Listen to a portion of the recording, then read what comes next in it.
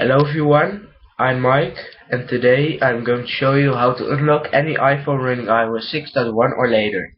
So this is iPhone running iOS 6.1.1.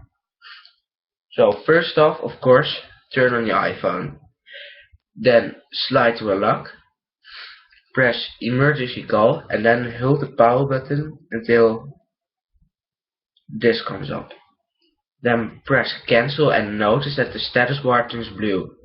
Dial 911 and disconnect before it connects, so like this.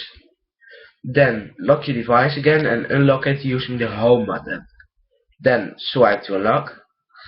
Now for the tricky part, I want you to hold the power button for 3 seconds and on the third second press emergency call. Do not release the power button after you press the emergency call. So 1, 2, 3. And there you have it. I am in the iPhone right now.